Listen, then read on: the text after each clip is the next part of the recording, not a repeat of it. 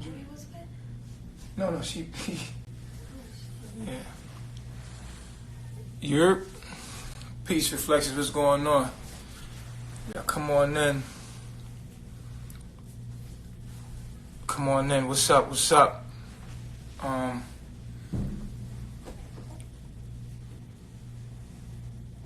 Let the room get full. Let me know if y'all can hear me, if I'm coming in clear.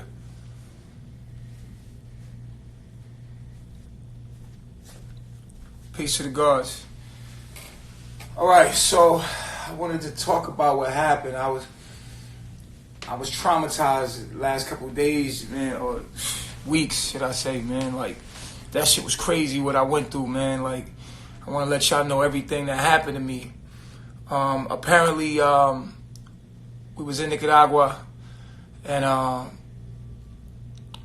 my haters, as usual, they done this to me in Mexico, they done this to me in Belize. You know, this has happened. You know, like I told you, a bunch of them will call the U.S. Embassy and with the clipped up videos and all the things that they have to say about me, and they will make an alarm trigger. You know what I'm saying? Unfortunately, I was in a country that was in a lot of turmoil politically, and they're just trying to keep their streets safe. So what they did was, they sent a whole. They contacted the local police in Nicaragua. My haters, actually, they call it gang stalking or whatever. So they called the police. They sent the video of me saying I touched my son touched my penis, and they sent the videos of all kind of stuff. You know how they make me look online. They sent it, and Nicaragua was alarmed by that, and so Nicaragua had made up something to get me to come investigate me and to make sure that this wasn't true. They also said I was a fugitive, that I was on the run from the United States, and that I'm a criminal, and I'm black. So, you know, it's Latin America. They're looking at me as a fugitive on the run from the United States, and they have to make sure. So they take me to this political prison, and 24-hour lockdown. I was treated like they're worse prisoners.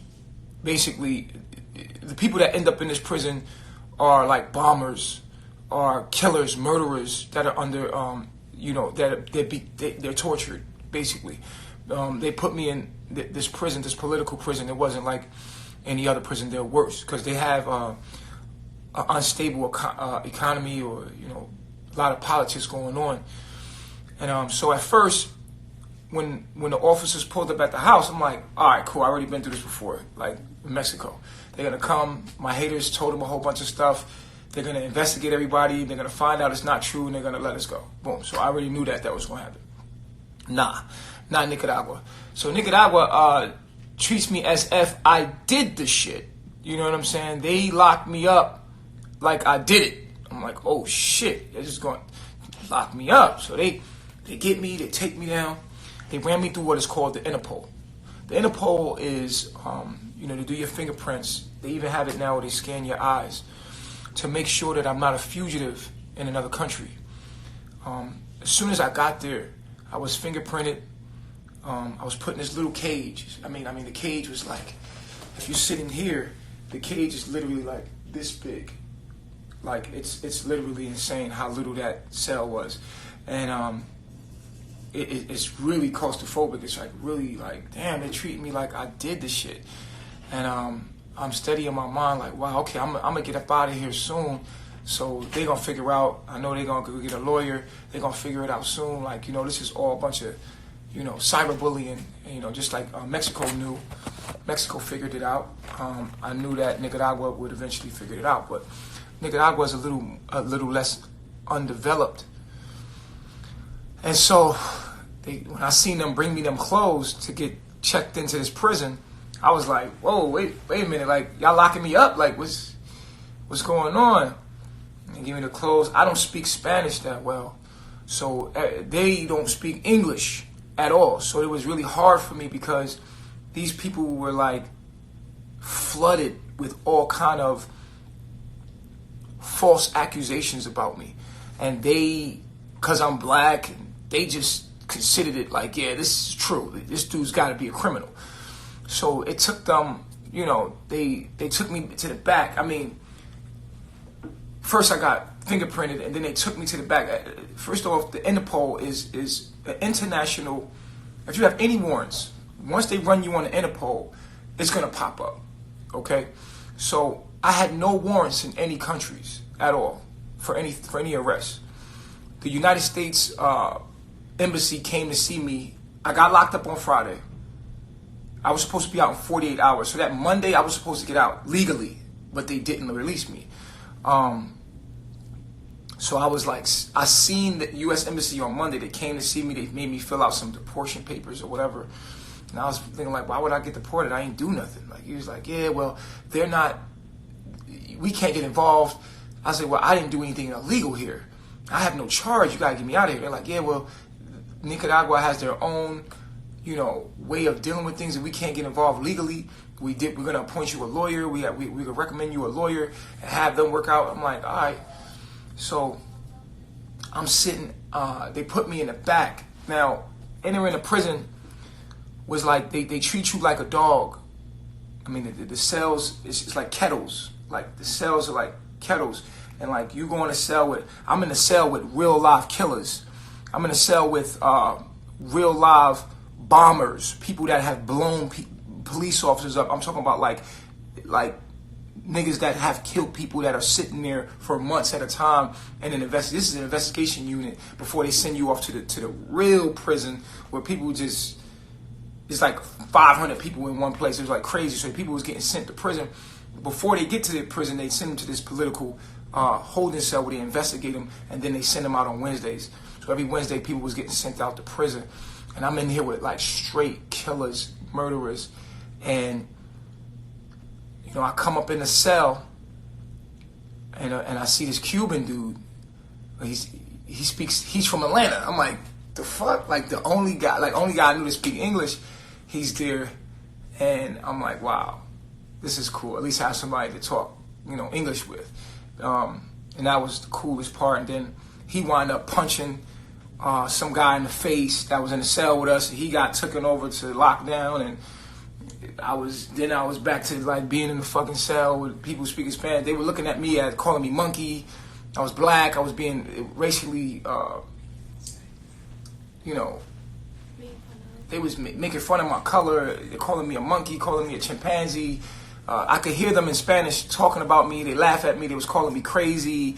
They're saying I was child molester, and I was sitting back there with false accusations as if I did these things. I really was back there, and I didn't know when I was getting out.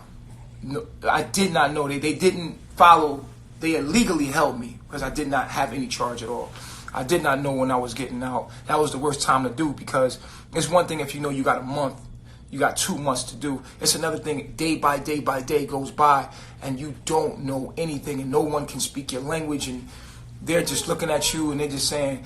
And the one thing I did get was that the U.S. Embassy is holding me here. And I'm like, okay. And when I went to go see the U.S. Embassy, and they came to see me, I went to the meeting. I said, do I have any warrants? He said, no, you don't have any warrants. I was like, okay, so if I don't have any warrants, and I have no charge here, he said they're doing an investigation. We don't know how they're going to play it out. We can't get involved legally. We don't know how to play it out. So I'm like, okay. So first week went by. I get one visit on Tuesday. You know, that's the only visit I get, and I get 20-minute visits. I go 24-hour lockdown in a dark cell. Is a hole in the ground that you poop in and you pee in, and it's back in the dark. And then there's a wall, like a wall with water that's coming up over the wall that goes into and it's dark, and it smells like pee and poop, and this is where you have to poop and pee and take your shower. So you would have to dip something in the water, and then the same sewage that was down there, it was really nasty. It was really crazy. It's basically torture, because you know, no one spoke my language. And there was a couple guys in there that I was cool with that did speak English, like 1 or 2 of them that spoke my language. Outside of that, they was able to explain to the other prisoners that I was being, you know, falsely accused. And so I did not think it was going to drag out this long. So what happened was the lawyer that they got me couldn't find a judge. It's so corrupt there. What took me so long to get out is because the lawyer had to find a judge that would sign my release, right? And so it took a whole week for him to find a judge. And then the second week I was in there, I'm sitting there, man. I'm not. The judges would deny it because they were saying that the America, and I don't know. I'm pretty sure they explained everything to y'all. But I'm sitting in the cell and I'm literally like going through it. Like, wow, I'm being persecuted for nothing. I really didn't do these things, and I'm being persecuted for nothing. So after 3 weeks, obviously, they come to me and they say they're deporting me. And I'm saying, okay, y'all gonna deport me? How can you deport me? Am I banned from this country now? They said, no, you're not banned. We just want you to leave. And they basically wanted me to leave because of the accusations. They didn't know how to deal with me. They didn't know how to respond to the circumstances. That they just told me to leave. And I left, and I got on the first flight, and I'm in the States now. For all you that don't know, if you have a warrant in the States and you come into the country at immigration, they pick you up. I don't have any charges. Obviously, I'm out. I'm here in America, in the United States of America. There is no charges. There is no warrants. I would be locked up right now. You cannot get into the United States with a warrant. I mean, that's just simple knowledge, man. It don't take a rocket science to understand that, you know, if you coming into America, they're gonna, now what we had to go through is they have these machines. Literally, you have to slide your passport and you have to look at I don't know if you travel, you would know that if you had any kind of warrant, they're gonna get your ass right there at immigration when you're pulling in. So if I had a warrant, you would know, because I wouldn't be on live. I wouldn't be free. I would be in jail. As soon as I swiped my passport, a flag would have came up, police would have came and got me, and I would have been in jail. There's no charge. The U.S. Embassy told me I have no warrants. You can go check on your own. Just go to the Interpol, Interpoll. The Interpol is public information. If I have a warrant in any country, put in the Legio Bishop, and you will see that I have no warrants in any country. I have no charges. I've done none of those things, the accusations that are being put on me. But when people speak a lot over and over, you know what I'm saying, it makes it sound like the truth. And it's entertainment. But I want y'all to know I forgive you. Like, I really do forgive you. I got a lot of time to think. I was in there meditating, hurting. I caught an ulcer in my stomach. I'm still getting over right now. I'm taking probiotics. I'm drinking aloe vera juice. I literally was stressed to the point where I caught an ulcer in my stomach, and this shit hurt. Anybody that had an ulcer, you know how it feels. And I'm getting over it right now. I'm being nursed back to help out my wives, and it's been beautiful. And thank you for everybody that supported me. Thank you for everybody that signed the petition, that helped me. You know, that knew that, you know, I was innocent, and they knew I was innocent. They held me illegally, but I know the universe did it for a reason. It let my team work as a team without me. I was in a vulnerable position where I couldn't do anything for myself. I had to rely on my family, and my family came through. And I want to say to Carbonation, everybody that had my back, thank you. And I appreciate you, man. They don't play about these accusations that they put on me. If any of that, I wouldn't be on this camera with you right now. I just want you to know that this is proof to you that it was a lie. And you can see, I am in Babylon. I'm back out here, but you know, I'm supposed to be dipping back out whenever. But I want y'all to know that I appreciate all the love, and I also want to take responsibility for giving the ammo. Take responsibility for my own mistakes. I was able to reflect back there in the darkness, in those cages, 24 hours a day, being fed through those cages. I want to thank my family for bringing me 3 meals a day. Those meals meant so much to me. They were like visits. I wasn't able to have contact with nobody. I wasn't even able to talk to my lawyer. And I was treated like crap. My family was there for me, and many people didn't have what I had. I had so much food came in that I was sharing it with the locals. And I just want to thank them for being there, you know, for the little letters, little updates, letting me know. They put the little letters, and my wives put the little letters, and all the letters, they meant so much to me. They kept me alive. I contemplated death.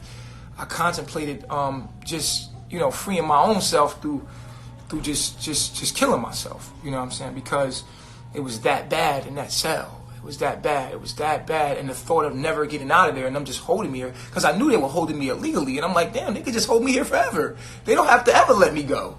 You know what I'm saying? Because, you know, I really start contemplating death or transition myself when I knew that the lawyer had my release paper from a Supreme Court judge to let me go, and they still didn't let me go. And I was like, wow, they could just keep me here. This is amazing. But when I was in there, I also had an epiphany. I said, I did this to myself. I gave them the ammo. You know, I made a lot of mistakes, things that I said, how I said them, and maybe I could have said things a lot different, you know. And not that I didn't tell the truth and it came out of me authentically, but it was rough, it was raw, it was organic, and it was a lot of mistakes that could be used against me, and a lot of wild shit that came out wrong that was used against me, even though they're not true about me. It could be used in just to play with my life and to cyberbully me. And I just want to take responsibility for me making the mistakes that I made, man, online. I cost myself this. You know, real nigga moments, all that shit, man. I take responsibility. I don't blame anybody. I blame myself. It's my fault. You know, I gotta take care of me. It's not about what people do to you. It's about how you respond to it. I try to, I forgave everybody that persecuted me in there. It was hard. I forgave Young Pharaoh, I forgave Ashe, I forgave World News, I completely forgave y'all, like, and I realized that I'm the only guy in this whole prison that's innocent. I'm in a cell and a dude told me, he started crying to me. And he said, man, I did some foul shit, man. I murdered some people. I chopped bodies up. And I'm sitting there like, oh, shit. You know, I'm kind of nervous. The dude's breaking down to me. He's crying. And he telling me, because he couldn't tell nobody. He wanted to get it off his chest. He'd been there 2 months waiting for his trial. And he hasn't spoken to anybody to tell the truth, just to get it out, just to say, look, I did it. You know, because he's telling people he didn't. He just told me, like, man, I did that shit. And he started crying. I cried with him. I said, bro, you forgiven. Like, I literally told him, like, you forgiven. I love you. I hugged him. And he said, I just want a new life, man. I want my child. I want to be with my family. I wanted a new life. And it caught up to me. And he said, you a good man. He's like, you're not like the rest of these guys in here. Like, you know, he really confessed to me, and we had a moment. I was like, wow, like, in that moment, he was forgiven, you know, and I know the world is not going to forgive him, and I know he's going to have to do a lot of time for the things he's done. He's telling me about some crazy shit, and I was just like, oh, damn, bruh, you did that? He's like, yeah. You know, I was like, damn, you know. It was rough. And the scariest part about doing time is when you don't know how much time you're going to do. It's like being in the county. County time is the worst time. When they hold you, you don't know when you're getting out. You don't know what they want to do with you. And it's different when they give you your time and you know what, you go to jail. And in this jail, you locked down 24/7. You can't. They let you out for like 20 minutes to get some sunlight when they want. Maybe I got out like once, maybe 5 times since I was out. I got out like for like 20 minutes. And even when you get sunlight, it's like 4 walls and a cage on top with where the air is coming in from the bottom, and you like standing in these 4 walls, and it's like, yo, this is like a real political prison. Like, you know what I'm saying? You got people in there that were killing police officers, like bombing police officers and stuff like that. And they were called bombers, and it was crazy, man. People that try to kill the president and do paperwork, shit, it was crazy. I was like, damn, I'm in here with a whole bunch of killers. But we made it out. They just deported me illegally. They just said, get on a plane, get out of here. I was like, am I banned? Like, what's going on? Like, they're like, no, you can come back. I'm like, I could come back. Like, oh, so y'all just going to illegally deport me? Like, they deport me on my free will. I bought my own ticket and I flew back to the States. And I'm here, like, you know what I'm saying? And I went through customs, you know, because I know I ain't got no warrants, but they, you know, people will say a lie over and over, but you start to second guess your own shit. Like, do I got a warrant? Shit, it's been a minute. I might have a goddamn warrant. I was kind of nervous coming through customs. I'm like, shit, did I do anything? Maybe they have an investigation on me or something? Like, so I swiped my joint, you know, nothing. Eliana had an X on hers.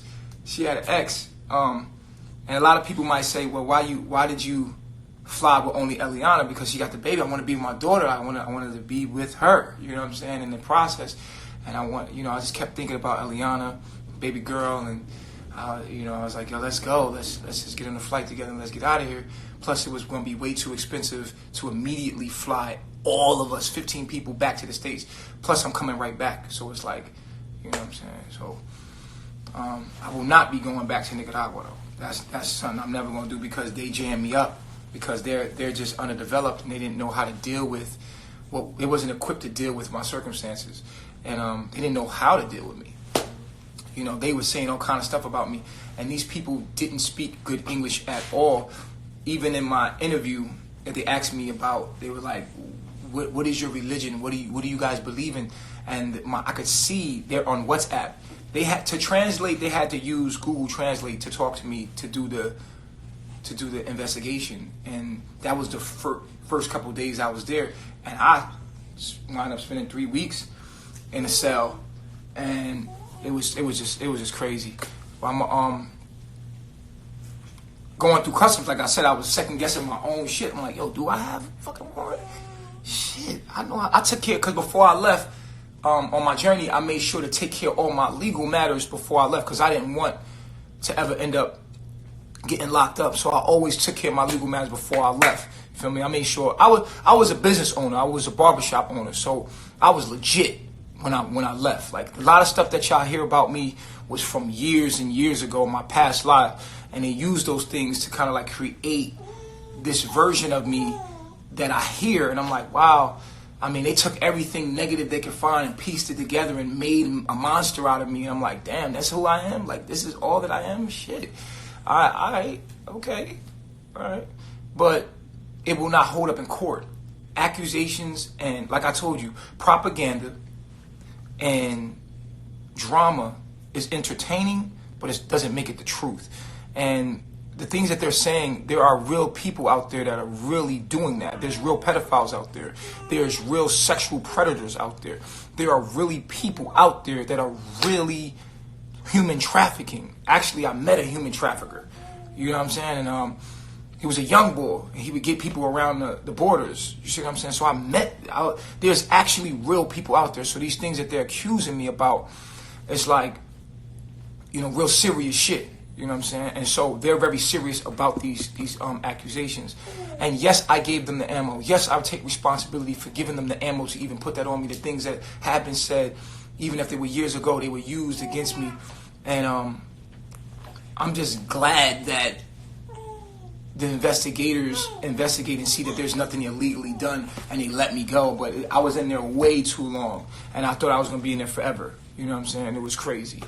And they let me go. So, because they had no charge. They were illegally holding me. They didn't know who the fuck I was. They ran me through the Interpol. They didn't see no charges. They would not have let me go. Trust me. They are not letting you go nowhere if you got warrants. You're not just going to get released to the fucking streets. You're not just going to get released if you know what I'm saying? So my release alone should let you know that all the accusations are just lies. You see what I'm saying? And again, like I said, I want to say thank you to everybody that was there for me. And yeah, shout out to everybody that had my back, that signed the petition. And I appreciate all the love. And we're going to get back to teaching. But I'm going to take a break for a little bit. I got to handle some business and get my life back in order. This threw me off. So be patient with me. I'll be hit my inbox. I'm not going to be on live like that, like going crazy on live. Like, I got to get my life back together. I got a daughter. You know what I'm saying? As you can see, my baby girl. Say hi. Say hi. Look at her. She getting so big. You gonna say hi? Y'all gonna put some hearts up for her? You put some hearts? You gonna say hi? You say hi? Hey, face reflection. You gonna say hi? You gonna smile? Nothing in 0.5 seconds. Huh? You gonna smile? Yeah. You gonna say hi? You see the people? Yeah. You don't know what's going on. Like, Daddy, what is that? Right. Yeah, so this is my life, and I'm trying to get it back in order. And I will be prepared anywhere I'm going. I will have a lawyer. I will contact the U.S. Embassy and let them know.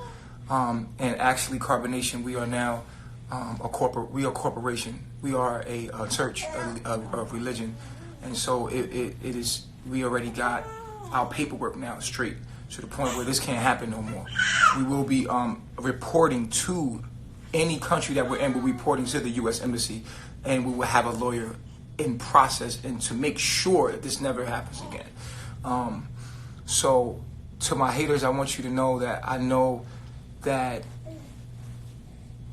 I get it. I get it. You started something. It's become a character you became, and now it's like this is who you are, and you gotta go through it. And I understand that, and I want you to know that I forgive you. I got no hard feelings for none of y'all. I don't wish any harm to any of y'all. I just want you to know that. Can you please stop? You know what I'm saying? It's just fucked up because you're accusing an innocent man. I really did not do those things that you're accusing me of. I'm really not a pedophile. I'm really not a child abuser. I'm not a woman beater. Listen, I told you, I come from a very dark place growing up. And I was ignorant at one point, you know what I'm saying? And now I don't have to be that no more. I'm growing, I'm becoming more. Please allow me to grow. And please allow my people to grow. You see what I'm saying? And I hope you grow too. And I want you to know I know you're doing your job. And you on your job, I'm going to be on mine. And you really hurt me. You got me. You got me. You got me. If you was trying to hurt me, you hurt me. You hurt me really bad. I sat in our cell and I was tortured. Mentally, psychologically, tortured. I got an ulcer that I'm getting over right now in my stomach. As you can see, I lost a lot of weight. You caused a lot of stress to my family. Eliana, my other wives. You got it. You got it, man. You got it. You did your job, man. You hurt me. If you want to hurt me more, I pray for you, man. I think about you. I hope that you get over that. And as far as Eliana's father, I want to just say I apologize for disrespecting you. As a man, I know this is your daughter. I want you to know I'm taking good care of her. And I'm trying my best as a man to take care of your daughter as much as possible. I don't want any problem with you.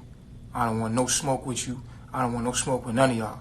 What y'all did to me, that woke me up. You know, it's powerful when people come together, what you could do. Y'all got together and y'all accomplished y'all goals, and you're very powerful. What if you did something positive with that?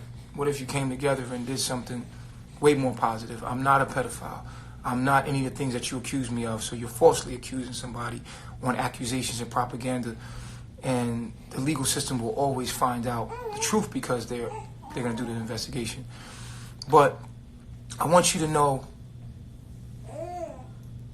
Larry, that I understand I started it. I disrespected you on live. The first time we got on live, I disrespected you. And I apologize as a man to you because I was just trying to be a man and be macho.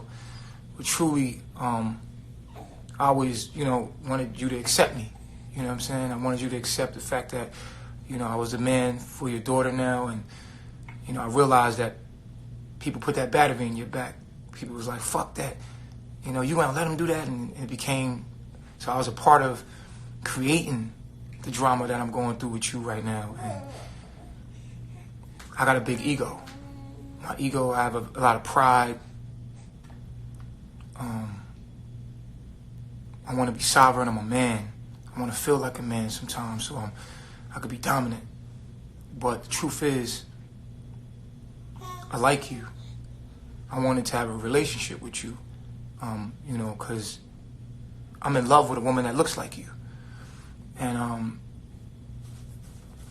I just ask your forgiveness and disrespecting you the first time we ever met online. We usually only trying to give us some advice, telling us to get our paperwork. I remember that I was kind of rude. I thought about that when I was in the cell. I thought about a lot of stuff that I did. And this don't mean I'm being humble. And it was humbling. It was very humbling to be in that cell. And this don't mean I'm going to be a pussy. I'm still going to be strong. But when I'm wrong, I'm wrong. And I want you to know I apologize if you feel I have ever mistreated her.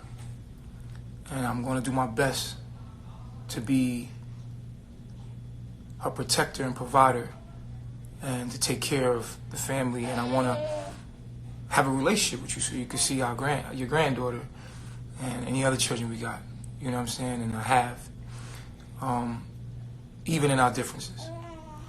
I am still me, man. I'm still nutty ass me.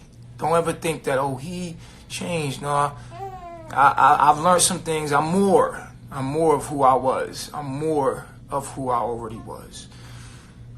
I'm still gonna make mistakes. I'm still gonna be mean. I'm still gonna be crazy. That's who I am, man. But I just tell you that I realized that I disrespected you. And I want to apologize about that, man to man, and tell you that,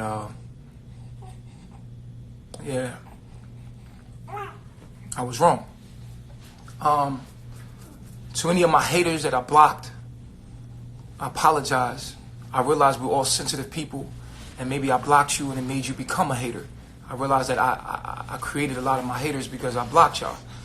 Instead of just dealing with the adversity, I wanted to create a harmonious environment by blocking people that had different views out so I could talk to the people that agreed with me and we can form up something. I wasn't thinking about how it made you feel to block you. That's why I unblocked everybody. So I created a lot of that. I created a lot of haters just by blocking people.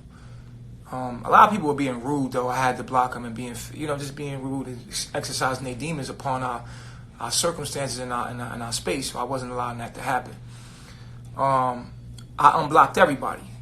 I already did on my page, unless it was a fake page or something like that. This doesn't mean that I'm going to be coming back all soft and all like, but I have been humbled in this process, and it's made me stronger, made me wiser, made me realize to take it a little more serious, what you guys are doing, and to prepare myself for anything. When it comes to legal matters,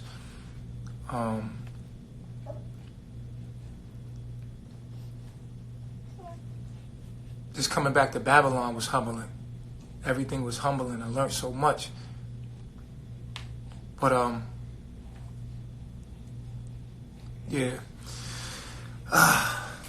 Beautiful. I want to make sure I covered everything.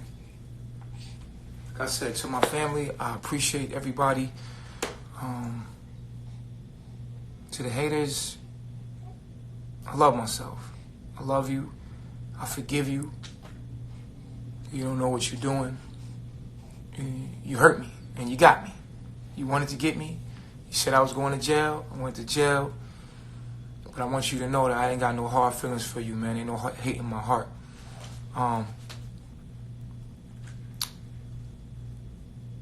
Yeah, so I'm going to open up the lines. Y'all want to call me, ask any questions? Y'all can ask me any questions, anything y'all want to say, y'all can call in real quick, and I'm going to let y'all get in.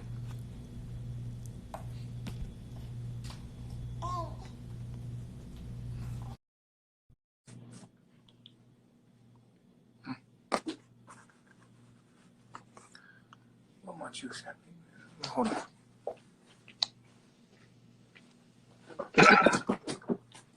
Peace, reflection.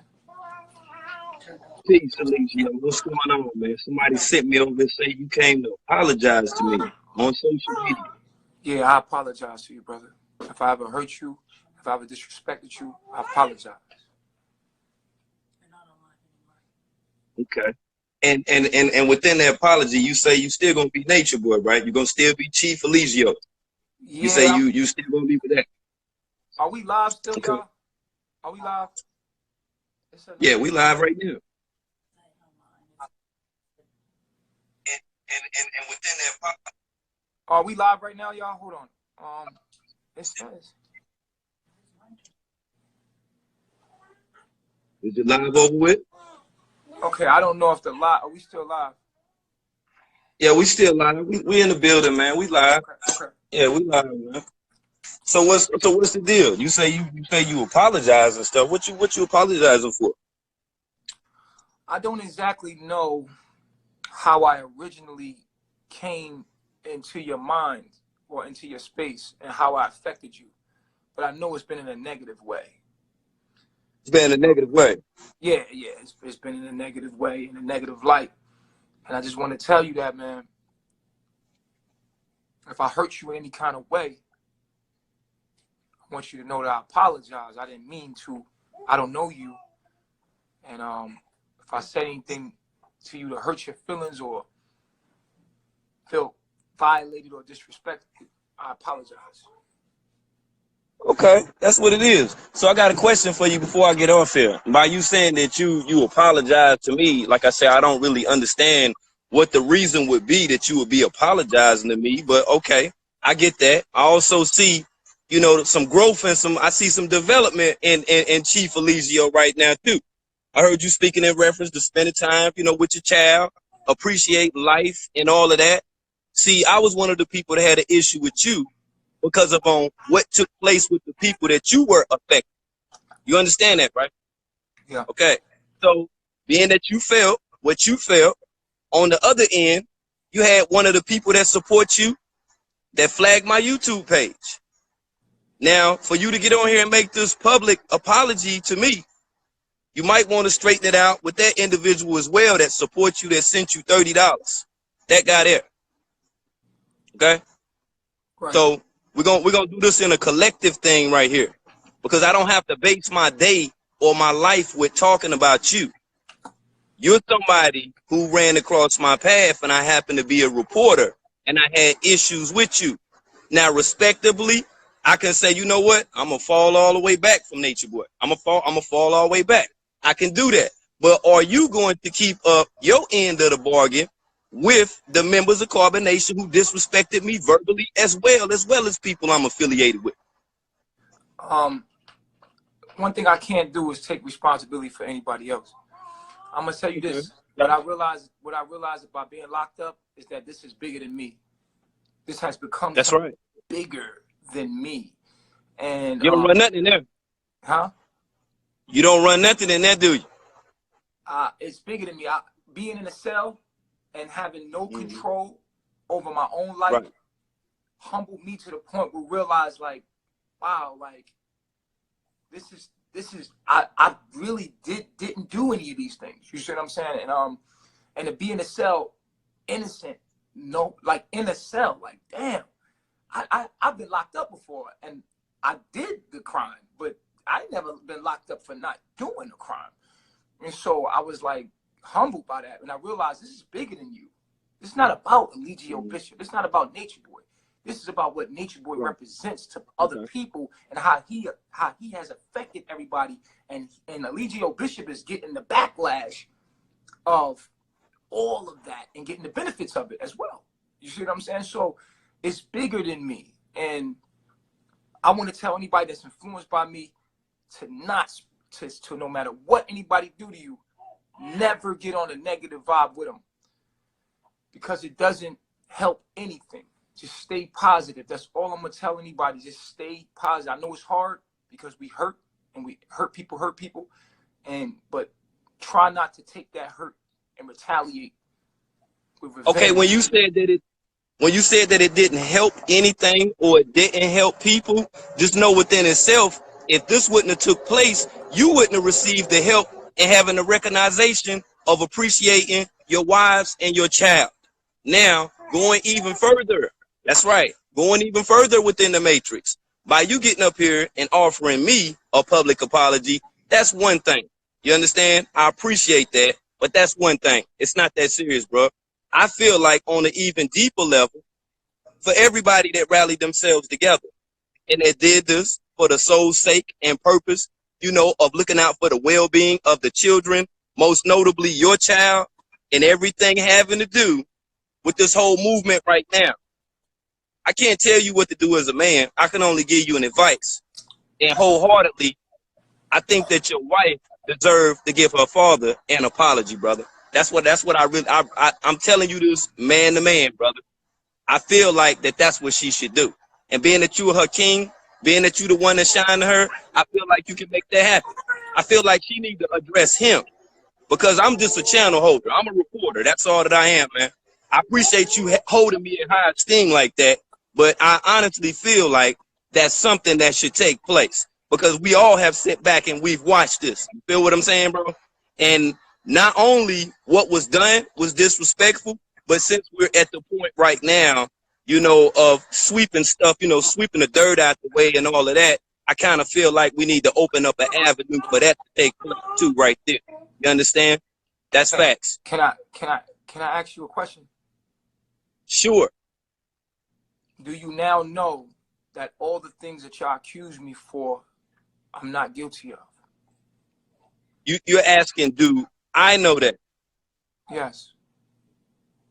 Where was it within the process of all of these things taking place with you? Was I anything other than reporting on it? Well, there was reports that I had warrants in the United States. There was reports that I was a child molester. I had charges that were child molesting charges. I had charges of all kind of, I mean, just crazy stuff, you know. And so you saying that that's what you went back for? So you telling me right now that's why you went back, because you felt bad about it and you said, yo, let me just go back to the States and let's see what these charges are. Is that what you're saying? Or no, are you saying that being there was no proof of any of that? I actually got deported. Huh? I actually got deported. It wasn't my choice to come back here. Right. I got deported, Right. and I got sent back to the United States. I think the universe sent me back here to show my innocence. And now that I'm back here, I know you can't come through customs if you have a warrant, especially for child abuse or any kind of investigation. They would have caught me at customs. You know that, right? Yeah, so in other words, what you're saying and what I know, they were basing off of the things that were said. You read it how old that article was. So of course that wouldn't have been something that somebody like me would have done. You see, they were basing it off of additional information that was built up on you. Now, as far as you coming back to the States, yes, you could have in fact had a warrant and came back across country lines. Oh yeah, you could have did that. That would have took place. You understand? But the thing about it is, once that you would have went to court, you would have been found guilty. Yeah, that can take place, bro. That you can be expedited. You understand? You can be expedited. What I'm saying is this: if I had a charge, not only would I have been expedited, they would have never released me on my own accord. They would have had the U.S. Marshals come to get me, and I would have been extradited to a prison. I would have never been like deported on my own. You know, got on a flight by myself. I would have been expedited by a U.S. Marshal. So what you want to use right now to make this right is that you were exiled out of Manawa. That's what you're telling me. Yeah, and I want it to be known, Okay. and I want to know that you know now that I'm being falsely accused of these charges. You saying, okay, so you want me to report that? You want me to report that you were falsely accused of things that you stated on video? You want me? I mean, hold on. How do you want to do that? You want me to I say? don't want you to report anything, brother. I'm just saying. Oh, okay. You realize now that I'm innocent of those charges. Do I realize that you are innocent? This is not even the conversation for that, because what you're saying right now is, being that there was nothing that was found on me by way of evidence, now I can say, oh, okay, I just got kicked out of Manawa, and now I'm back in Babylon, the place that I hate the most. You didn't go there by choice. That wasn't no decision that you made to go back to Babylon, brother. That wasn't no decision, none whatsoever. Because if there was no reason, no justifiable reason to kick you out of Manawa, you wouldn't be out of Manawa. Think about it now. If you go to, let's say you go to an apartment complex over somebody's, over somebody's crib or whatever, and they're having, like a swimming pool party or whatever, or something jumping off. If the manager came and told you had to leave, it's because you don't stay there, and you have to honor that. You didn't stay there. You didn't stay there. You didn't stay there. So what would be the reason they'll say, okay, well, you just got to leave. You got to get up out of here. It ain't like you was on Telemundo or television or Univision or nothing like that. You was reported by L19. That's who reported you. They're a news station as well. Okay. All right. Think about it. Thanks, man. Thanks for having a conversation with me, brother. Well, it's not even hold on. It's not a thank you thing about having a conversation with you, because I see exactly what's going on. But by you apologizing to me, I'll accept your apology, Nature Boy. And the reason why that I'm going to do that, because I'm seeing how much energy that you putting into everything except for what I asked you in reference to your wife and what I asked you of her to do. That's what this is about right now. This is the whole kit and caboodle. We've all watched this. We've seen what has taken place. So we can't get up here now and play like you the most divine father only because you experienced being incarcerated or jailed for like 3 weeks and shit. I mean, like, let's keep it real, bro. Let's keep it a buck right now. So what I'm saying is, why are you dancing around that question? That's all that I asked. I'm not dancing around the question. She gotta make her own mind and indicted to a prison. I would have never been like deported on my own, got on the flight by myself.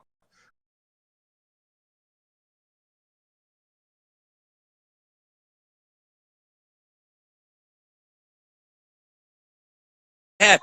I feel like she needs to address him, because I'm just a channel holder. I'm a reporter. That's all that I am, man.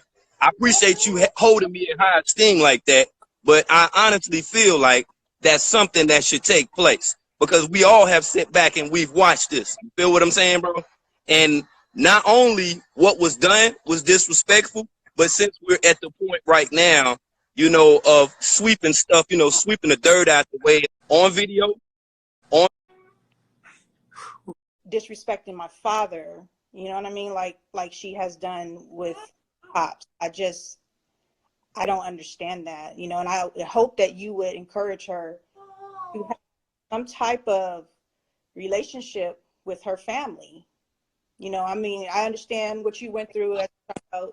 You didn't have your parents, but I think that her father and her. What about and I want to say this because I think that no one's empathetic about me being a father.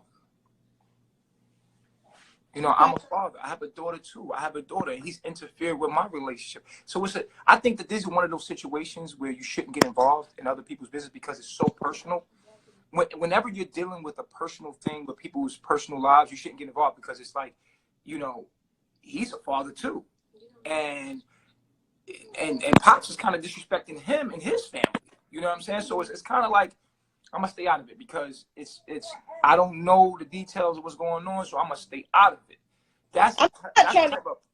I'm not trying to get in it. I'm just just speaking for, you know, myself. No, I understand your perception of it. I understand you've seen it from a certain view, but Because I'm trying to. you have to remember, Huh? you're a father, so you have to remember karma. You know, you don't want your daughter, you know, in the future to disrespect you. You know what I mean? You have to think of it that way also. Yeah. I also am not going to stalk my daughter. I'm also going to let her make her own decisions and support her decisions. And if I don't support her decisions, just like my other kids, their mothers want to raise them different, I will separate myself. So as a father, there's boundaries that's been broken here that needs to be addressed as well as a woman. And I know that we don't have a lot of good fathers out there, and that's being used as the bait to do what he's doing.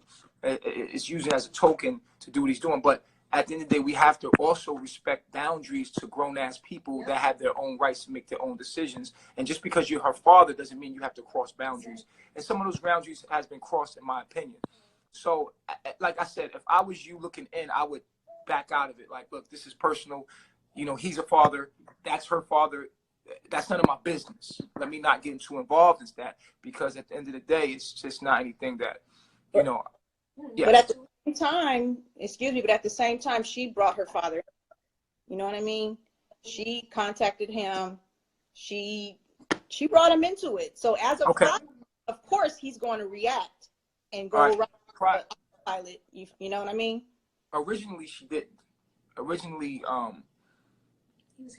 the people brought him in originally, and you know, I feel like Eliana, and I'm just speaking for her or understanding her from a personal view. She at one point, she wants to believe that her dad is there for her. She really does want to believe that. You know what I'm saying? And with that being stated, she did run to him one time because she kind of fantasized with the idea that he was actually going to be there for her. You know what I'm saying? And when she realized his reaction, she then came back. She was like, "Oh, this nigga, he don't really care about me." But I think deep inside, Eliana wants that relationship with her father, and what he's doing right now is destroying that relationship with violating her boundaries, her decisions, her choices, and not supporting her, right or wrong. And if you're not going to support her, to give her space, you know, she's in love with me, and you're disrespecting her choices. You're disrespecting her choices. And when you disrespect her choices, you're violating her. No one's thinking about how Eliana must feel in this. We're only looking at it from Pop's perspective. And I get it. But you're not really understanding that it didn't start off with Eliana being disrespectful. This was an ongoing thing. And then Eliana got fed up. She got fed up. And she was like, you know, basically back off. Like, you know, it didn't start out like that.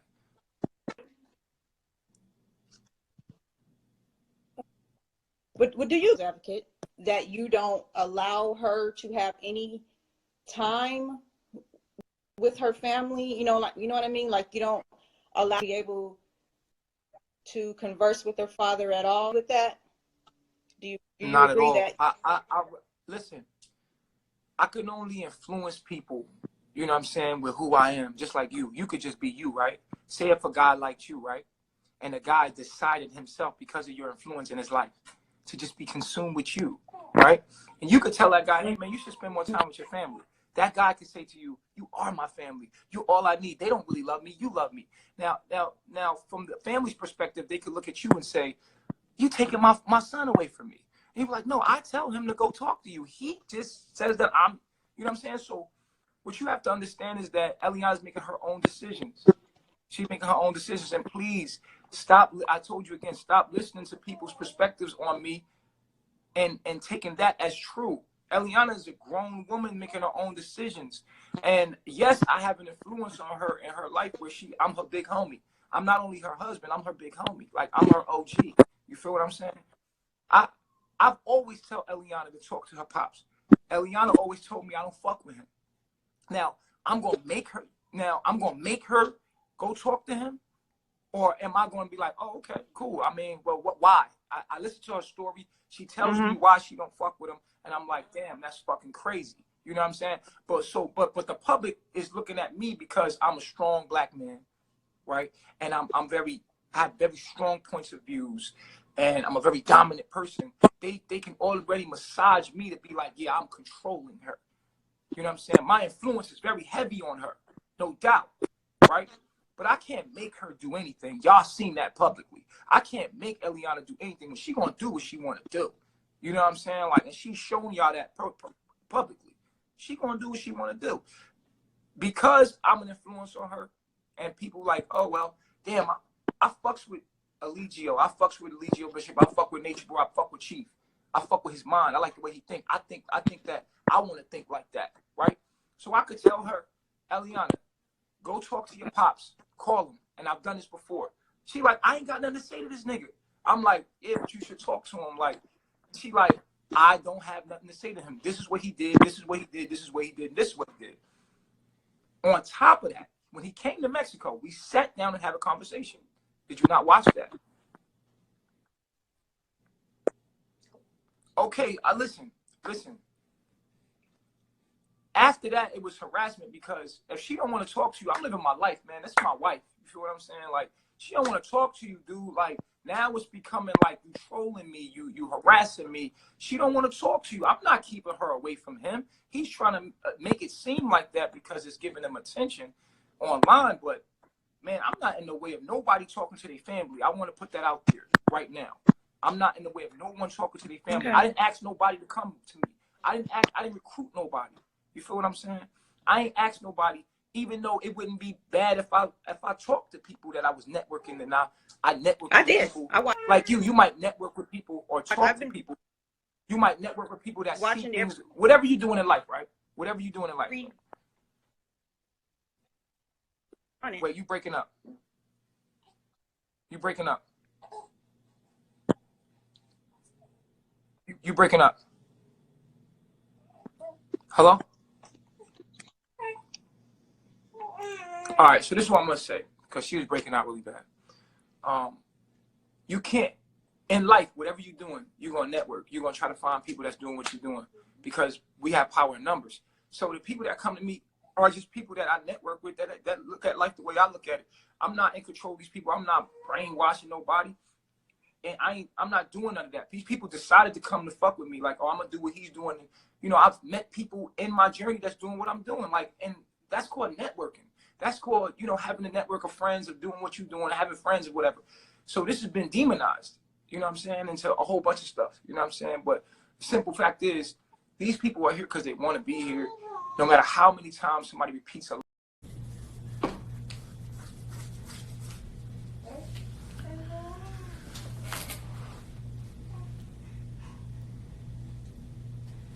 I'm gonna take callers, and then we're gonna end it up.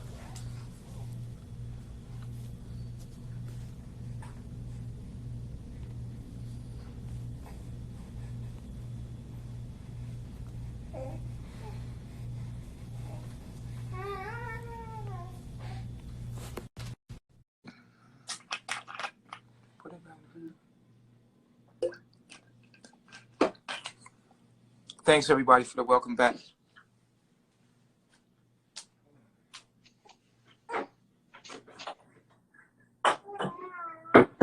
What's going on, man? I'm trying to see why it ain't.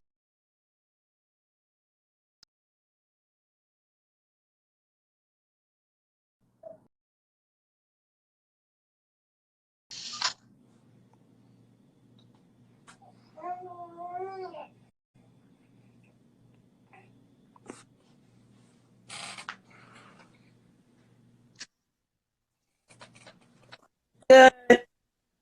Hey, what's going on? Is it my connection or y'all connection? I don't know if it's mine or not. Mine is kind of coming through now. All right.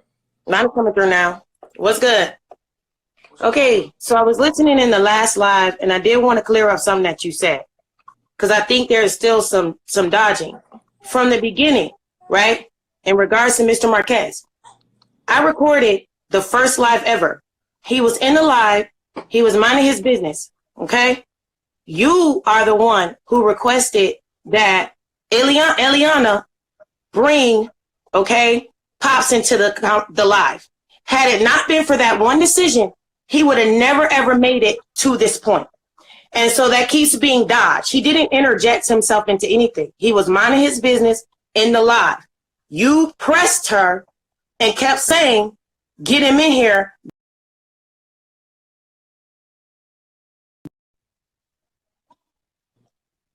Teach him and show him how to do it.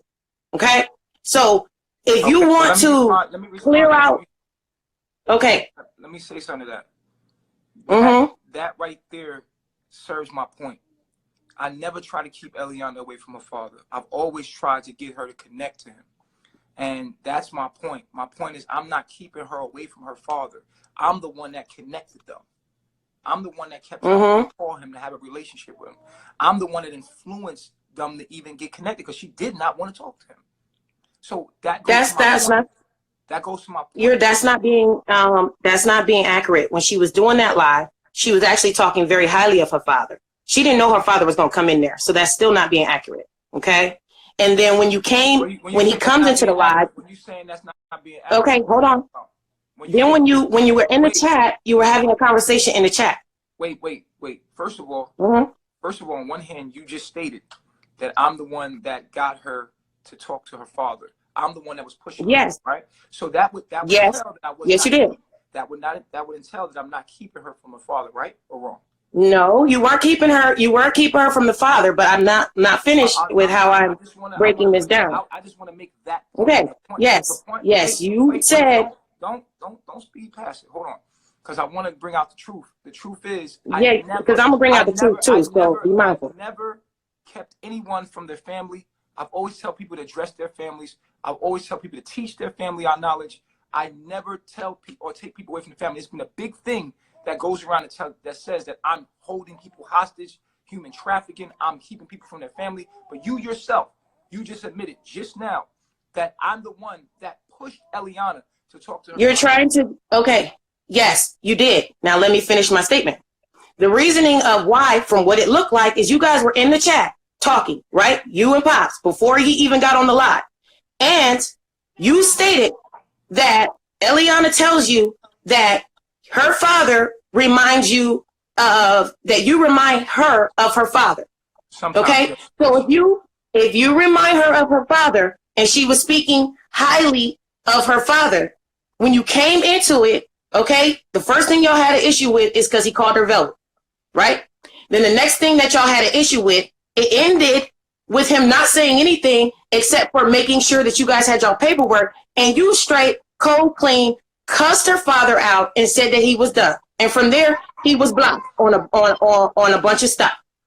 Okay, so let me. It was like a beat. You came at her father with a lot of aggressiveness and did not try to understand where he was coming from. He was not aggressive with you, right, or her. And that's what I apologized about originally. I don't know if you were watching. That's what I apologized. I was watching because this thing went on and on a few times. Okay. Then also it was stated and found out. Hold on. That's what I apologized for. I said originally I'm the one that might have been a little aggressive. I got a big ego. I have a lot of pride, and I felt like his ego clashed against mine. I don't like to be told what to do. I'm a man. So when he came on my channels trying to give me advice, I responded in my pride. You understand what I'm saying? And I was disrespectful, and I apologize. That's what I just apologized about. So when you saying that, it makes it irrelevant because that's what I. No, I'm just saying, clearing it out on the fact that you, in the one part that I caught, you kept saying just like he appeared out of nowhere and he bogarted his way into the situation. He didn't. That's not how it happened. So please stop running with that narrative. After that fact, that is when he got pushed into it by the people. Right. Okay. That's what I'm saying. He got pushed into it by the people. When our egos clashed, right? And I can only speak for me. I apologize for what I did. But there was things that he done. But our egos clashed. Now, the people, I don't think that Pops wanted to even go live no more. I think the people put the battery in his back and was like, yo, you gonna let him do that and do that? And this is when he became to get attention for what he's doing. He doesn't like attention. He doesn't like attention. That's not his motive. Please stop speaking now. It stopped It stopped being Okay. about Eliana once the people start. No, it's always about Eliana for him. Please stop spinning narratives that are not true. Jazzy G. I went to prison. I went to prison. I'm not gonna let. I'm just like you. Just like I'm not gonna come here and lie. I'm not gonna let you lie. Okay. Number one, when I'm talking, have some respect.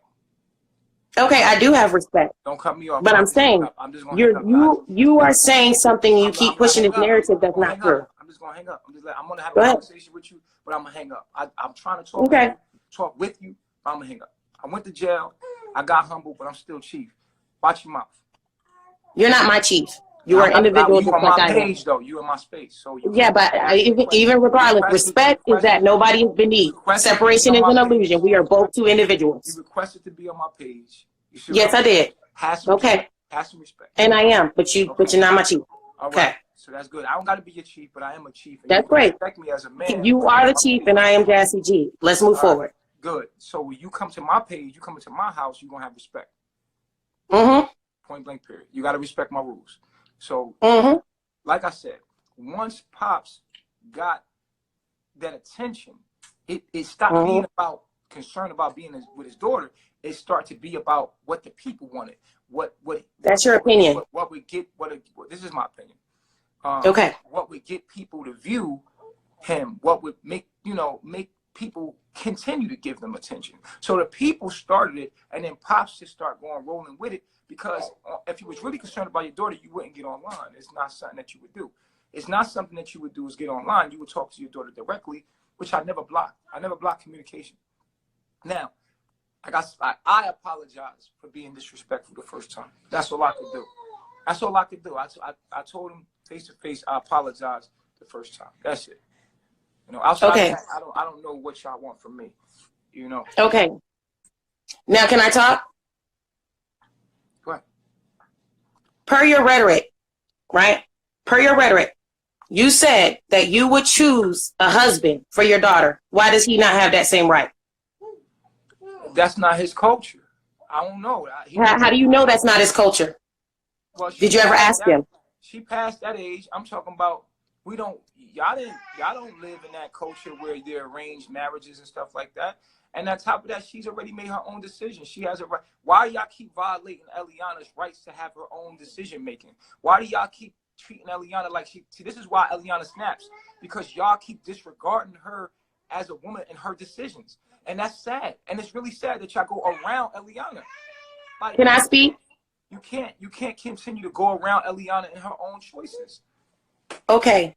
When we are watching Eliana, which we have for a significant amount of time, she will say things to you to the effect that you are disregarding her words and you are disregarding her desires. So why do you get to go around what she desires and what she wants as far as not wanting to be with polygyny, not liking the women that she was with, not liking the way things were being done? You didn't even honor her request to not be recorded when she stated she didn't want to be recorded. So why do you see? This is how it looks to us. Yes, I can bring back the footage. When? Yes. When she was going behind the laundry line, the clothes was hanging on the line. She was like, stop recording me. She didn't want to be recorded anymore. And you kept right on recording her. Right. There was times when she stated she didn't want to talk and you kept recording her. So when we're observing these moments, it looks like you completely are like she says one thing and she's saying to you, I don't like. And then she comes back moments later, hours later, saying something completely different. It's been a roller coaster ride of confusion and chaos, not really understanding what is truth and what is a lie, what is fact and what is coercion. You know what? That's what happens when you're minding other people's business. You're never going to. Oh, well, you put it out there. No, but you put it out there. No, listen. And that's how it looks. But and I know, and you're going by what it looks, which makes that's what it looks like. That's ignorance. Though. Yeah, maybe you should be mindful of how things. Listen, I'm not going to argue with nobody on my page. I'm not going to go back and forth. That's weird. It's weird to even talk to that lady because of the fact that I don't know you and you're minding my business. Like you're minding my business to a degree that you shouldn't be, and that's not okay. Like you should not be that involved in my personal life, even if I put it online. You should not be that involved. That's the weird part for me. The weird part is that you're way too involved in something that I put online to the point where you're making up fantasies and you're assuming and you don't know the truth. Of course you don't know the truth because you're not there. You know what I'm saying? That's why you should mind your business. And that's weird for me. It's weird to hear y'all talk about me. These people popped out of nowhere. You have to realize. I know these people. These people watch me online and they get consumed with what they see and start adding things to it and start, you're not there. So you're like, I'm confused. I don't know what's true. I know. Because you're not supposed to be minding somebody else's personal business to that degree. It's one thing to watch somebody entertained by some shit, but another thing to start making up for what you don't know and start to create shit out of shit that you don't know. You're weird to me, and I can't talk to you for very long because I get weirded out by people that are trying to tell me about the life that I'm living. Think I'm living this life. Like, who the fuck are you? Like, who are you? Like, it's very, very weird if you can just imagine. And just imagine that. You never met these people before. These people pop. Who the fuck is a Jazzy G? Like, she just pops out of nowhere. Just boop. Alshay Devine, boop. Just come out of nowhere and start talking about your shit. And you're like, damn. You niggas talking, y'all adding shit to shit. You're making up shit. You're just turning me into something I'm not. This is just crazy. And it's gone too far and it's weird. And I think that people should start looking at it for what it is and look at it and say, shit, damn. I mean, this is true. Like, you're minding this nigga business too much to the point where, and I know there's a motive because you're getting paid attention. Like, you've never been paid attention by talking about me. And this is the key. The key is that the reason why people are tabloiding about me so much is because it pays. It pays attention. It pays money. It pays. It gives them a reason to live. It gives them passion, and it's sad because it's like they have to make up things to keep it up. To keep it up, they have to continue with the same stupidity and the lies and the propaganda to even continue to have that attention.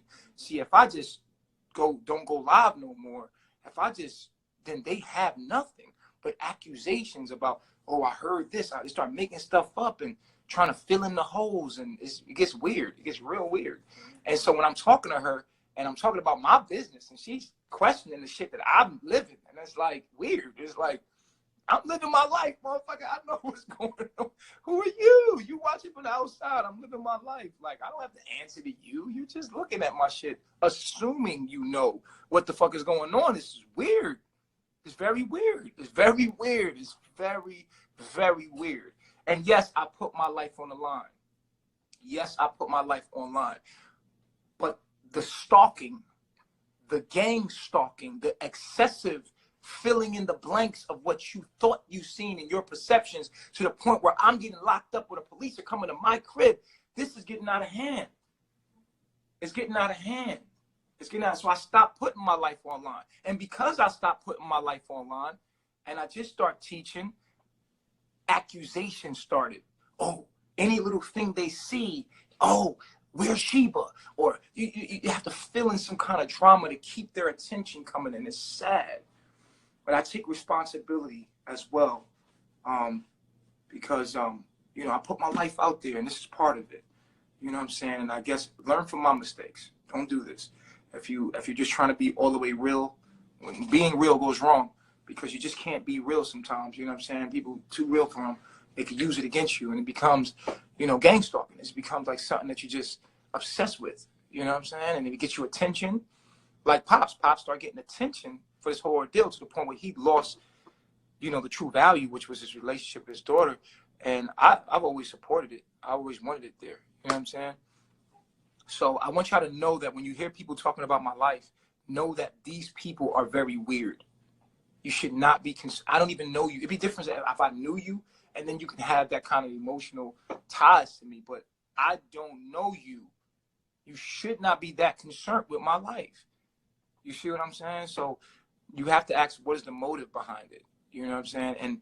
And now that we're getting out the truth that I'm not a pedophile, I'm not a child molester, I'm not a fugitive, I'm not running from the law, I'm not doing any of these things that they're saying, now we have to take that out. Now we know that's not the real reason why they're doing this, for the safety of the kids and all that shit.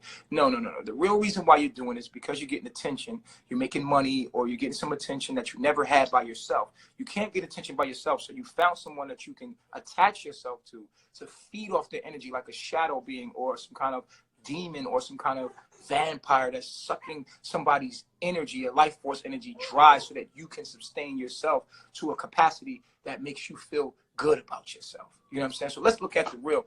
Now that we're weighing out all the lies, you know, let's get out all the lies of the reasons why you're doing it. Let's look at the real reason why you're really doing it. Point blank period. You're doing it because of attention, because this attention you never got before until you mention my name. And you like, it's like a child. A child does something and get attention from it. I get attention when I do that? Okay. And people want attention because attention is power. It's power. It's tension. It's power. And power makes people feel power. But power in the wrong hands can make you corrupt. So my name has been something that people can feed off to become somebody. And at any cost, people will do and say anything. And I want to point that out, that this is the motive. Because now that I'm not a child molester, now that I don't have any charges, now that I'm not a fugitive, now that all these things that you were saying that you were doing it for are being brought out to not be true, we're narrowing down the reason why you're doing it, because of attention. Because without Nature Boy, who are you? Who are you without Nature Boy?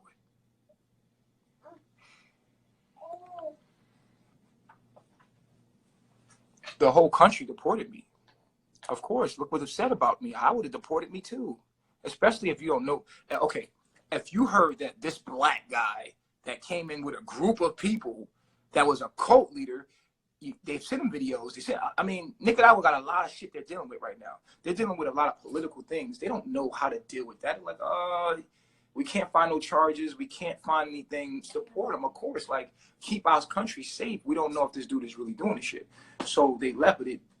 It's not true. It's just a whole bunch of propaganda. They just wanting to get rid of it. They got a lot of stuff they're dealing with. And so a country deported me, yeah. Yeah, but I'm not banned from that country. They just didn't know what to do. They're underdeveloped. They're very underdeveloped.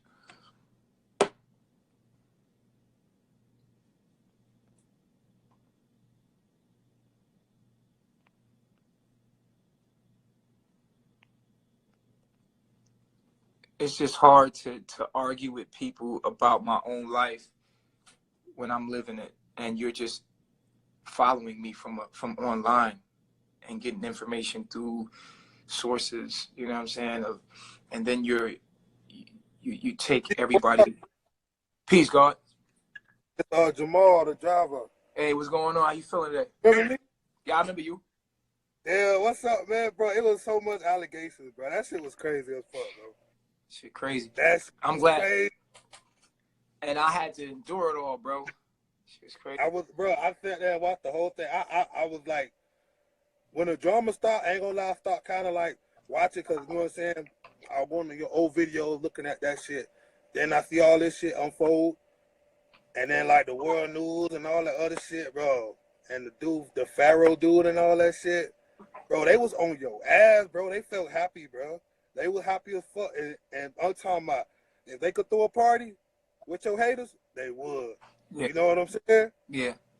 That shit was crazy as fuck. But it's good to see you out, dog. And I'm gonna tell you, man, your boy True, that's your right hand man. Remember that. Yeah. Yeah, bro. I actually found a way to get in contact with him one time, because it was like, I was telling him, I said, bro, I know Chief locked up, bro, but if anything go wrong, bro, you know, you gotta step up, bro. He was like, yeah, I already know. Like he fucking on his shit over there, man. Yeah. You gonna be able to go over there or something? Huh? You gonna be able to go back over there or something? Yeah, I'm allowed back in the country. I'm allowed to go back over there, but I'm not gonna go back over there because I found out a lot about the country. It's just in a lot of turmoil. It's undeveloped, you know. So I won't be going back to that country. I wasn't really there anyway. I was passing through. I was just waiting on my daughter's passport there. I wasn't staying there. That was not where I was staying. I was passing through. I want to ask you something, but you don't gotta say it. But like, what's your next move? But you don't gotta say it. But what's your like? You know I can't tell you my next move, man. All right. You know I can't. But will I still be able to find you on live? That's all I want to know. Yeah. Will you still I'm gonna be going live. I'm gonna take a little break, but I'm gonna go live. I'll be posting. But I lost. They took my phone. They took my whole phone. I lost all my pictures, all my stuff. They took everything, man. So I gotta start off. You can't be real too much, bro. Like I was just talking to somebody last night, and I was explaining shit to them, right? But then I was explaining, and I was talking about. It got to the point where I was telling them, sometimes you got to make your move by the stars and shit like that and shit like that. I was like, you know, I can't get into deep like that because your mind ain't gonna function like that. Mm-hmm. You know what I'm saying?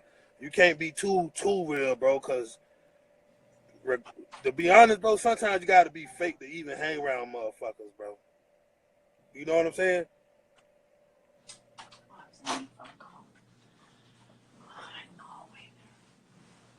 Okay. Hey, man, that's what it is. Yeah, I know, man. I appreciate that, man. Hey, thanks for calling in, though, for real. Hey, but look, I'm glad you did that, bro. I'm glad you came out and went on live, bro. I bet they ass shook like a motherfucker right now, bro. Nah, it's all good, man. And see what they say. It really is sad, though, but it's all good. It is sad because it's all black people, bro. Ain't no cracker trying to put you down. You know what I'm saying? Right.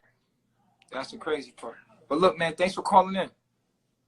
Remember me, bro. All right. Peace, God. Peace.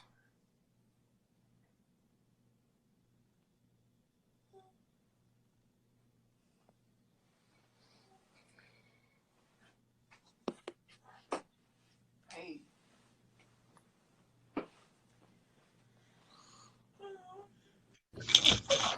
Hi, guys. Hey, what's going on?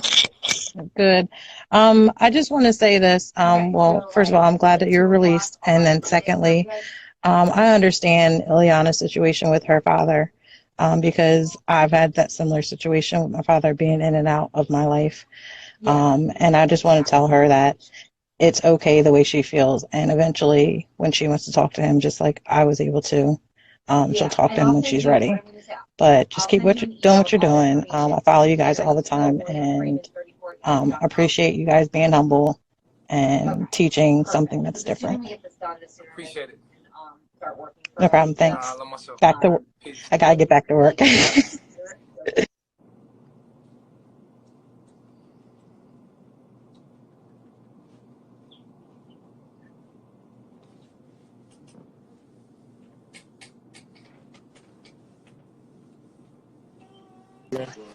What's up, man?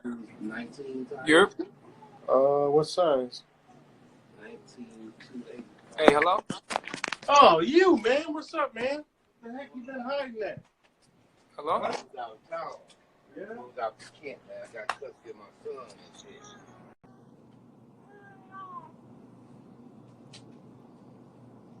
It's funny because out of all the people out there that knew me, that was in the camp, know that I wasn't a child molester. Not many people stuck up for me. Not people called in. It was funny, the people that the ex-members that know me knew that I ain't a child molester. No one stuck up. No one made a video. Only Pee Wee. I think she was on Young Pharaoh. She was like that wasn't me, and she was there. But the negativity that people had to say, they always say the negativity, but even people that were with me in the camp, there's a whole bunch of positive things people could say about me, but people don't say the positive things. They always say the negative things. You know what I'm saying? Like Key, Rambo, all of these people. They all know that that's not who I am. And not one of them came to my defense. They're like, yo, he could be, or maybe Serenity did. I know she's real. She would tell the truth. But none of them. I see that Steve Colon is in the building. Phoenix is in the building. Not one of them made a video, you know, saying, hey, man, he a lot of things, but he ain't no damn child molester. He ain't gonna do nothing, no shit. Like, I ain't never seen him did no shit like that. I know Serenity did, but, you know, the person that been with me from day one was Key. And Key said negative things about me, but he didn't say anything positive about me. I mean, there could be negative things that you could say about me, but there's way more positive that you could say about me than negative. And this is what lets you know what kind of person this person. If you real, then you gonna do a video and say, let me tell you something. This one of the realest niggas I ever met in my life. One of the smartest people. He ain't no damn child molester. That come on, y'all bugging. If you gonna go live and say anything about me, tell the truth, man. You could have stuck up for me. If Steve Cologne said that, then I didn't see it. I didn't see it. Rambo did? Rambo called? Okay. Thank you, Rambo. I appreciate it because I'm being falsely accused of something I didn't do, and y'all were here. You see what I'm saying? Y'all were here. So y'all know what's going on. And you telling me you telling me that nobody's gonna say, nobody gonna go live, nobody gonna like come through and be like, yo, this nigga ain't like that. Because what people are saying online, and you've been here, you know me. You know, we ain't even have no kids here.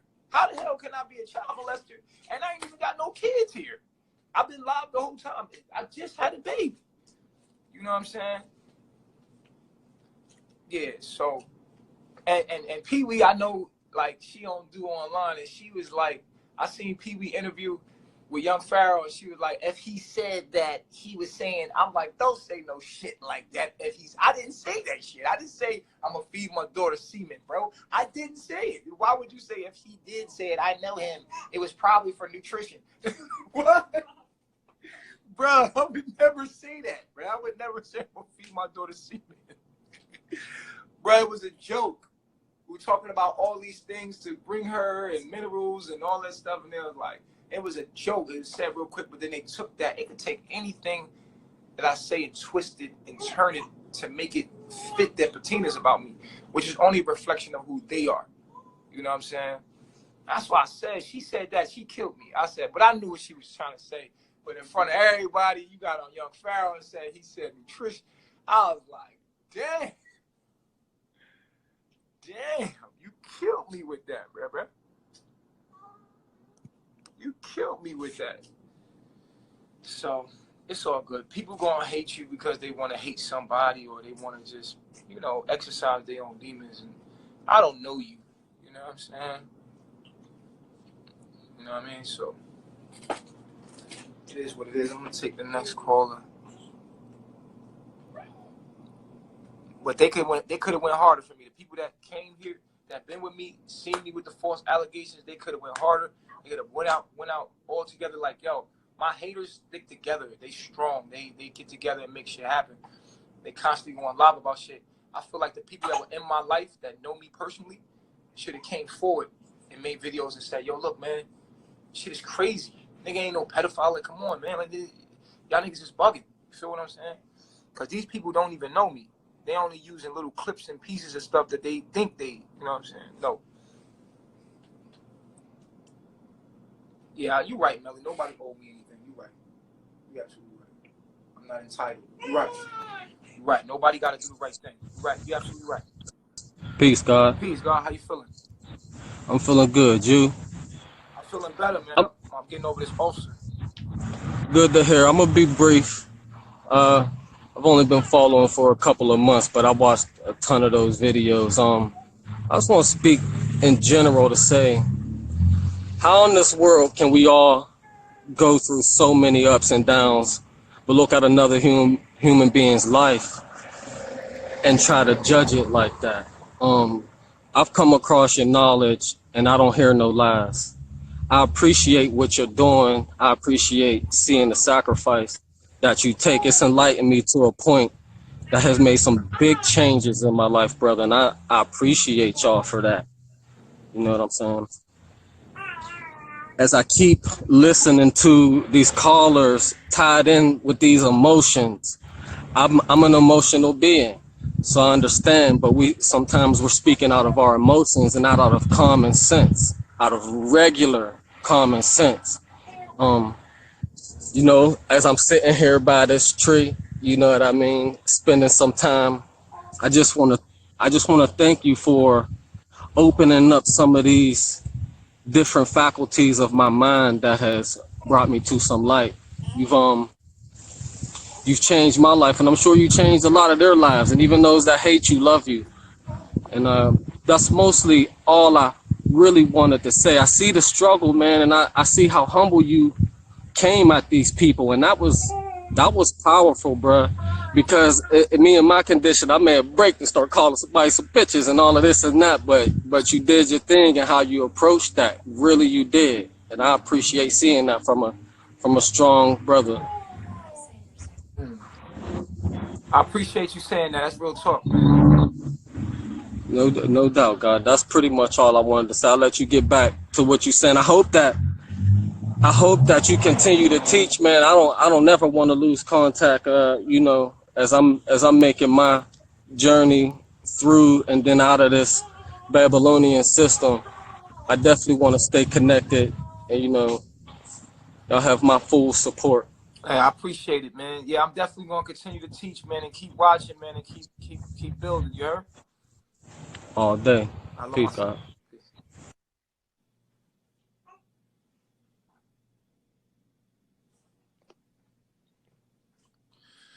Oh man, my stomach is hurting. It's ulcer, man. It's crazy. I was stressed out in there. Shit crazy. Like, I got an ulcer from stress, man. Like, I'm just eating these probiotic drinks, aloe vera. I need to get back to the jungle. Shit was crazy. Shit was really stressful, man. Really stressful. I've been resting. I'm rested. It's just that, you know, the stomach thing is hurting, man. But yeah, I'm gonna get some. I've been resting. That's why I did the first couple of days I was out. Resting. What you watching? I got it. You're. I can't hear you, brother.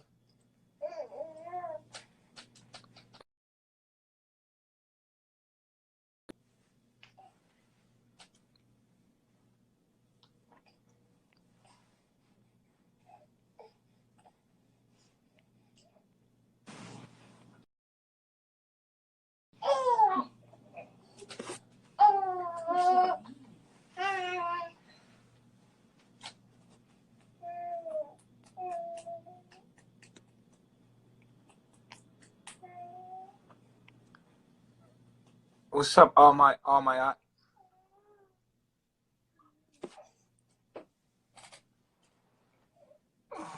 seeing these people can't join. I'm trying to see.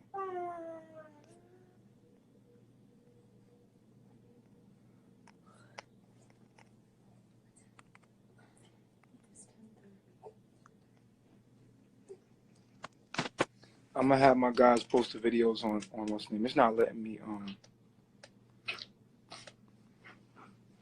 it's not letting me view.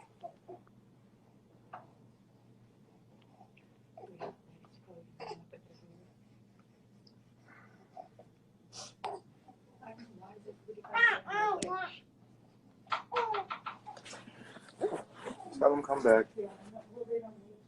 And if it's the police, tell them I'm not here. Peace reflection. I love myself. Peace, girl. How you feeling? I'm blessed. I have been following you, Chief. I don't know if you remember me.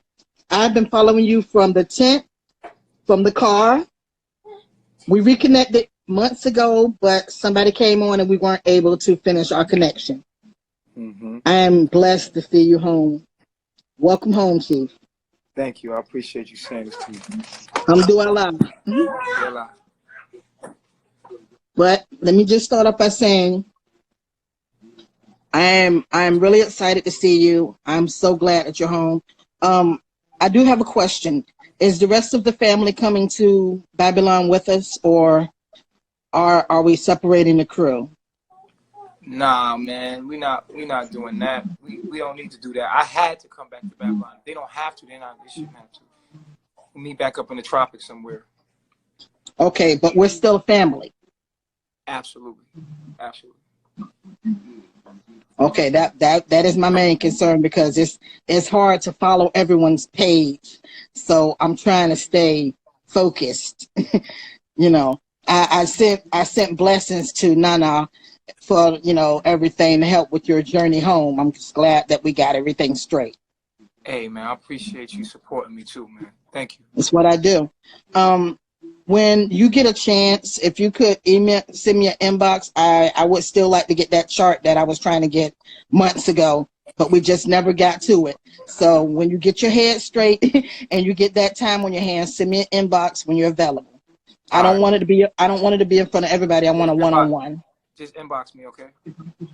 Perfect. Now, also, sending blessings out to everybody. I'm not going to hold you long because I'm cooking, but thank you so very much. I love myself. Welcome home. I also want to give a special shout out to Eliana, who's really held me down. And out of all the family, Eliana, you went hard. Appreciate you. You know what I'm saying? It's good to see all the things you did. I'm trying to, okay, it's just not letting me,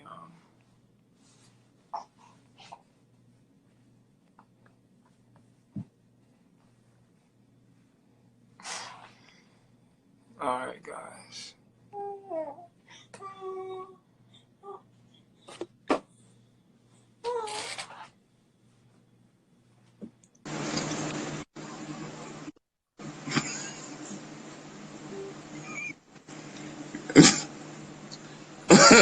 I'm still trying. The last call, homie. Oh my God. Okay. Oh shit. Okay. Alrighty.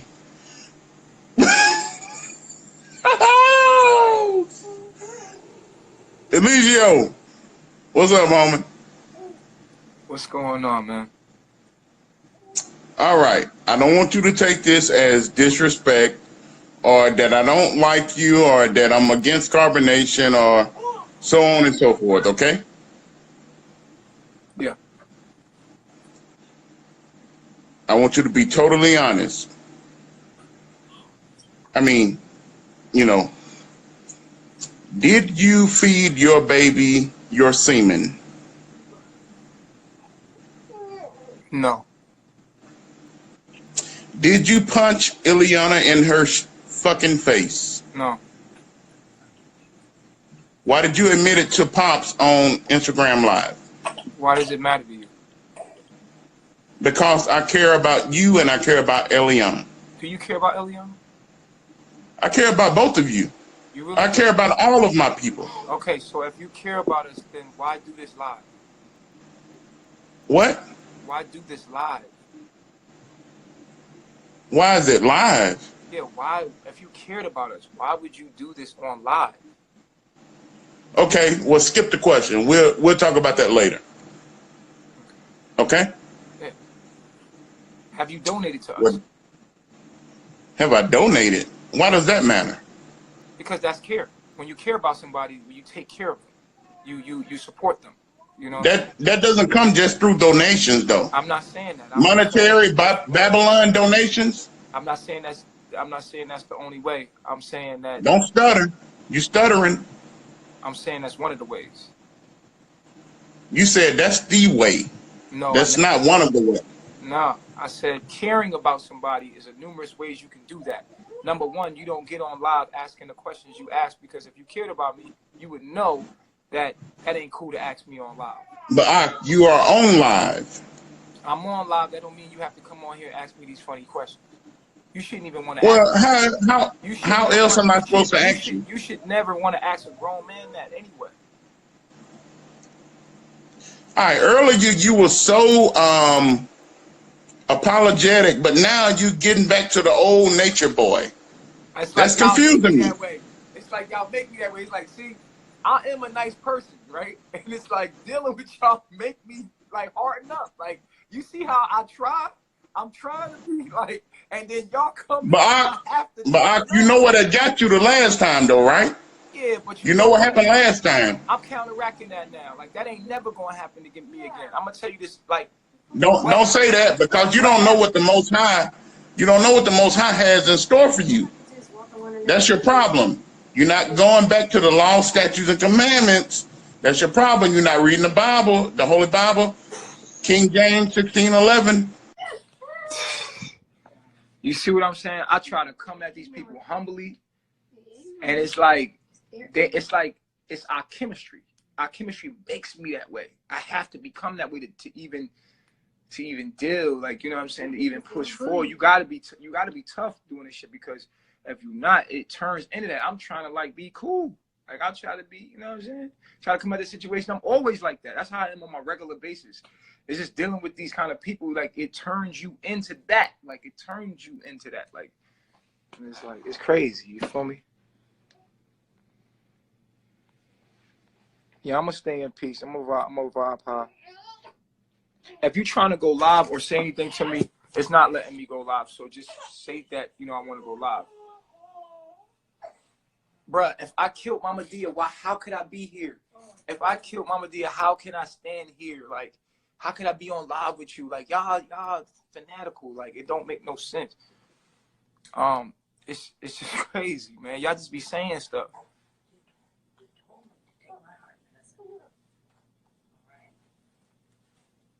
It's just crazy.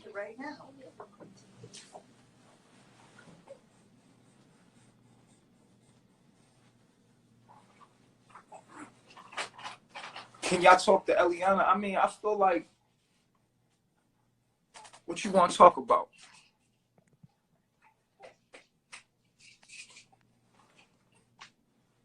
Anybody that want to get at it, let me know. Have y'all fun now, because after this, I'm taking a break. Hi, Chief. Hey, how you doing? I'm fine and you? Good, good. And you? I have only one thing to say. I'm just happy that you're back. Yes. Eliana and all the combination was there for you. And then I just hope that you come back and you are. So I'm just happy. And then that's it. And happy Where to you be calling live from? with you too. Where you calling from? Where you calling from? Canada. Oh, Canada. Okay, good. Yeah. So Hey, I'm thanks for happy your you're back. support. Be strong. Keep doing it strong. We like your words. We like what you say. And then the only thing I can say too is just, take care of your thing, and then don't let all the people knows what you're doing, because they only bring negative things. Show their words, talk to us, learn us, and and that's it.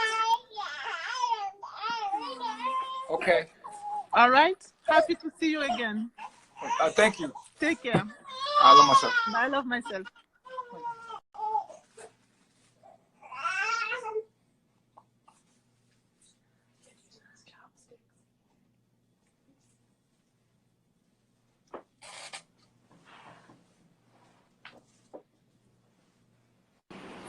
Hi, Chief. Hey, peace, reflection. How you doing? Everything is good. Getting better. Good. Glad to see you out. Thank you. I want you to do me a favor. You take you a break from the social media stuff. You hear me? Sorry about that. Somebody's